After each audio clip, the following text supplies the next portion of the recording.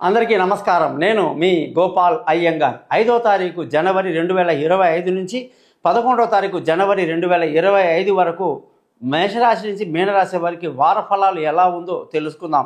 మనం ప్రతిసారి కూడా అనేక విషయాలు తెలుసుకుంటూ ఉంటాం, పంచాంగం తెలుసుకుంటూ ఉంటాం, ఈ వారంలో గ్రహస్థితులు. కానీ ఒక్కొక్క గ్రహం యొక్క కథ కూడా చాలా అద్భుతంగా మన పురాణాల్లో రాసిపెట్టి ఉంటుందన్నమాట. ఆ ఒక్కొక్క గ్రహం యొక్క చరిత్ర చదివితే అసలు చాలామంది జాతకాలు నమ్మరు. అటువంటిది కొందరు చదువుకున్న పిల్లలు సైంటిఫిక్గా 9 గ్రహాలు ఉన్నాయండి, అమెరికా లాంటి నాసా వాళ్ళే ఒప్పుకున్నారు, సూర్యుడి చుట్టూ మిగతా గ్రహాలన్నీ తిరుగుతుంటాయి, ఇదొక సూర్యుడి యొక్క వలయం అని ఉంటుంది, అన్నీ ఆర్బిట్ లాగా ఉంటుంది, మన అటామిక్ స్ట్రక్చర్ లాగానే పైన కూడా ఉంటుంది, అలాగా గ్రహాలన్నీ కూడా తిరుగుతూ ఉంటాయి సూర్యుడి చుట్టూ అని ఎన్నో అంటుంటాం. కానీ మన పురాణాలు ఎంత డెప్త్గా వెళ్ళిపోయాయంటేనండి, ఒక్కొక్క గ్రహం యొక్క పుట్టుక ఎంత డెప్త్ అండి బాబు. అసలు ఒక గ్రహం యొక్క పుట్టుక ఎలాంటిది, అది ఏ గ్రహానికి మరో గ్రహం జన్మించిందట చెప్తానండి. ఒక్కొక్కటి వినండి, మీరు ఆశ్చర్యపోతారు. అంతేగాని ఎప్పుడు కూడా ఒక 2 నిమిషాలు స్పెండ్ చేయకుండా ఏదో వారఫలం వచ్చిందా, ఎంత ఉంది, ఎలా ఉంది, ఈ వారం మనకి టార్గెట్లు అయిపోతాయా, పేమెంట్లు వచ్చేస్తాయా, వ్యాపారాలు అయిపోతాయా, పెళ్ళిళ్ళు అయిపోతాయా, ఉద్యోగాలు వచ్చేస్తాయా, ప్లీజ్ కొంచెం ఆగండి. ఆగి నిదానంగా ఒక 2 మినిట్స్ తెలుసుకోండి. నేను కూడా ఎక్కువసేపు మీతో మాట్లాడను, ఎందుకంటే డబ్బు నాది, టైం నాది, కెమెరా నాది, ఎంత స్పెండ్ చేస్తున్నాను మేము జనాల కోసం. మేము ఎందుకు, నాకేమైనా మీరు రిటర్న్ ఇస్తారా? లేదు. జస్ట్ చూసి ఏదో ఒక చెత్త కామెంట్ పెట్టే వాళ్ళు పెడతారు, దండం పెట్టే వాళ్ళు దండం పెడతారు, అంతేగాని నేను అనేది దయచేసి నిదానంగా వినండి. నేను ఈ యొక్క వారఫలం 5వ తారీఖు నుంచి 11వ తారీఖు జనవరి చెప్తున్నాను.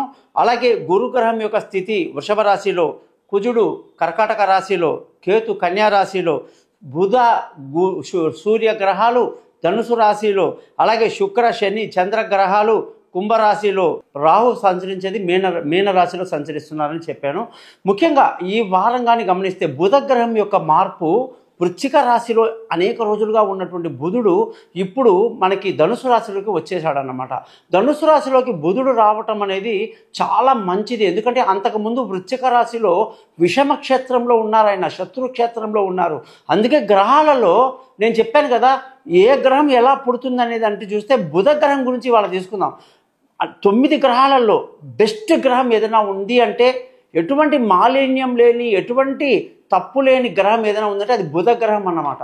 బుధుడు అంటే సాక్షాత్తు మహావిష్ణువు ఈ గ్రహానికి అధిపతి.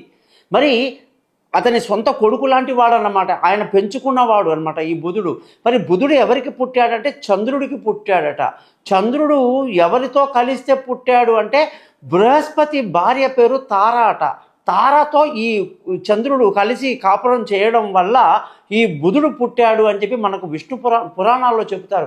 ఎంత ఆశ్చర్యంగా ఉంటుందంటే అసలు ఇంత డెప్త్గా ఎలా జరుగుతుంది. ఈ రోజుల్లో మీకు చూస్తుంటారు, రహస్యం అని అనేక సీక్రెట్ అనే పుస్తకాలు జాబ్లో దొరుకుతుంటాయి. విశ్వాన్ని మనం ఏమడిగితే విశ్వం మనకు అది ఇస్తుంది అని చెప్పి కామెంట్స్ ఉంటాయి. నిజంగా చూసుకుంటే ఇవన్నీ ఎందుకు పనికిరావు ఆ పుస్తకాలన్నీ. మన గాయత్రి ముందు ఎక్కడండి అసలు విశ్వాన్ని చీల్చిపడేశారు మన ఋషులు, మహానుభావులందరూ కూడా. మంత్రాలని ఎలా కనుక్కున్నారండి. అలాగా బుధుడు వచ్చేసి చంద్రుడికి తారకి పుట్టినవాడట. అటువంటి చంద్రుడిని వదిలేస్తే, అనాథగా వదిలేస్తే, చంద్రుడు బుధుడిని వదిలేస్తే బుధుడిని మహావిష్ణువు దత్తత తీసుకున్నారండి. ఆ విధంగా ఈ గ్రహానికి మహావిష్ణువు అధిపతి. ఆ విధంగా ప్రతి గ్రహం చుట్టూ మీకు ప్రతిసారి ఒక అద్భుతమైన స్టోరీ చెప్తుంటా, తప్పకుండా విని ఆనందించండి. ఈ వారం కానీ చూసుకుంటే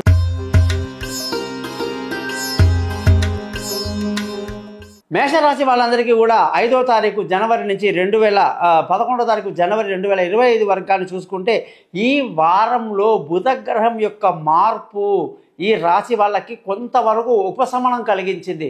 ఎప్పుడు కూడా ఆరోగ్యపరమైన విషయాలకు బుధుడు కారణం అన్నమాట. ఈ రాశి వాళ్ళకి ఆరోగ్యము, శత్రువులు, అప్పుల బాధలు, వీళ్ళ యొక్క నెగిటివ్ ఫోర్స్ అనేది బుధుడి వల్ల ఈ యొక్క మేషరాశి వాళ్ళకి ఎఫెక్ట్ ఎక్కువ ఉంటుంది.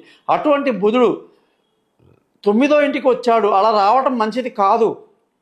అయినా గతంలో అష్టమంలో ఉన్న బుధుడి కన్నా కూడా 9వ ఇంట్లో బుధుడు కాస్త వరకు మేలు చేస్తాడు.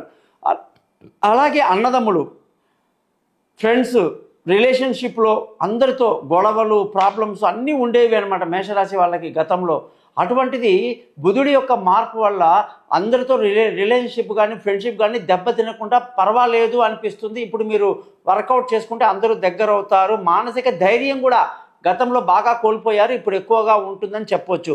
అలాగే ఈ వారమంతా కూడా సంతోషంగా ఆనందంగా గడుపుతారు, విందులు వినోదాల్లో పాల్గొంటారు, బాగా ఎంజాయ్ చేస్తారని చెప్తూ ధన ఆదాయంగానే చూసుకుంటే ఈ రాశి వాళ్ళకి చాలా బాగుంది. కుటుంబ సంతోషం బాగుంది, పిల్లల చదువు బాగుంది, విలువైన వస్తువులు భూములు వాహనాలు ఇతరత్ర సంపాదించడానికి తీసుకోవడానికి కొనడానికి అమ్మడానికి చాలా అనుకూలంగా ఉంది. తల్లి ఆరోగ్యం బాగుంది, పిల్లల చదువులు వాళ్ళ విదేశీ యానాలు దూర ప్రయాణాలు అన్నీ కూడా ఈ రాశి వాళ్ళకి అద్భుతంగా కలిసి వస్తాయి. తెలివితేటలు బాగా పనిచేస్తుంది, ఆరోగ్యం చెప్పాను కొంచెం వరకు మెరుగవుతుంది. భార్యాభర్తల మధ్య చక్కటి సయోధ్య కలిగి సంతోషంగా ఆనందంగా గడుపుతారు. పెళ్లి కాని వాళ్ళకు పెళ్లి కుదురుతుంది, దూరంగా ఉన్న వాళ్ళు కలుసుకుంటారు. అలాగే పార్ట్నర్షిప్లో వ్యాపారాలు కలిసి వస్తాయి. ప్రేమికులకు చాలా అనుకూలంగా ఈ వారమంతా ఉంటుందని కూడా మనం చెప్పవచ్చు. అదృష్టంగానే చూసుకుంటే మంచి అదృష్టవంతులు, అనుకున్న పనులు అనుకున్న టైంకు జరుగుతాయి, పెద్దల ఆశీస్సులు బాగుంటాయి, పెద్దల సలహాలు సహకారాలతో మీరు చాలా లబ్ధి పొందుతారు. కొందరికైతే ఆస్తులు ఏమన్నా పెద్దల నుంచి రావాల్సి వస్తే తండ్రి నుంచి ముఖ్యంగా తప్పకుండా ఆస్తులు అవి సంక్రమిస్తాయని కూడా చెప్పొచ్చు. ఉద్యోగంలో కొత్త ఉద్యోగంలో అవకాశాలు, చేస్తున్న ఉద్యోగంలో అభివృద్ధి, పెద్దల ప్రశంసలు, వీసాలు అప్లై చేస్తే వాటికి సమయానికి రావటం కానీ, కొత్త ఉద్యోగంలో అవకాశాలు, ముఖ్యంగా ఇంటర్వ్యూలు చాలా సక్సెస్ఫుల్గా ఈ వారం అంతా మీకు జరుగుతుంది. అందులో సఫలీకృతులు అవుతారని కూడా చెప్పాలి. వ్యాపారంలో అయితే కొత్త రకాల వ్యాపారాలు, కొత్త పెట్టుబడులు అన్నీ కూడా అద్భుతంగా కలిసి వస్తాయి. కాబట్టి మేషరాశి వాళ్ళకి 30వ తారీఖు మార్చి నుంచి ఏలినాటి శని అనేది మొదలవుతుంది. ఇది కొంచెం కఠినంగా ఉంటుందని ముందే చెప్పాను.